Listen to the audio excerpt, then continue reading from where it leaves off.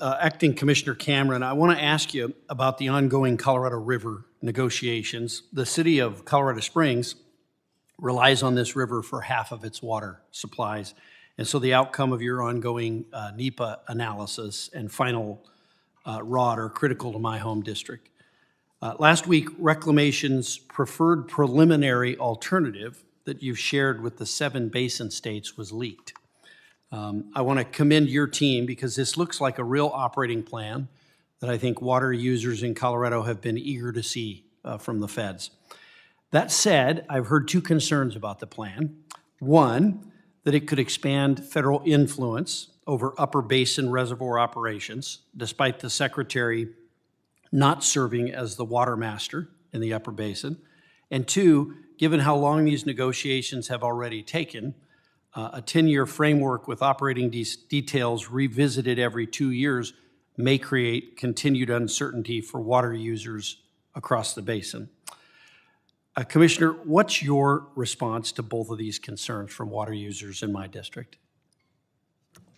Congressman, I was able to brief Secretary Burgum, I think, about 6 weeks after he was confirmed by the Senate on the situation on the Colorado. And he gave me 3 marching orders. One was he wanted his political team to be constantly, intensely involved in talking with the 7 basin states. And as a result of that, between early April and around Christmas, I was flying out west for a day or 2 talking to those 7 commissioners pretty much every other week. And if we have Zoom calls, it seems, at least twice a week at this point. The second direction was he really preferred a 7-state deal as opposed to being forced to rely purely on his statutory authorities, either as water master or within the records of decision on the upper initial units. And the third was, don't forget, I've got significant trust responsibility for Indian tribes. So as these discussions move ahead, make sure we're mindful of the implications for Indian tribes.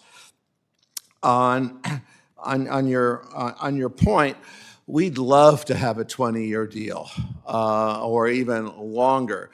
Mother Nature has put us in a predicament where there's an awful lot of uncertainty. Both Lakes Powell and Meade are at very low elevations. And frankly, the 7 states are not in a position where they could agree today, right now, to a 4-year deal, let alone a 20-year deal, because of the uncertainties that we're dealing with. And I realize that anyone in the business community, whether it's a farmer or a banker across those 7 states, would really like to have 20 years of certainty so that they can make capital investments. But we're not there at this point. And in terms of the upper initial units, there are different perspectives between Interior and the upper basin states on what the Secretary's authorities are or are not.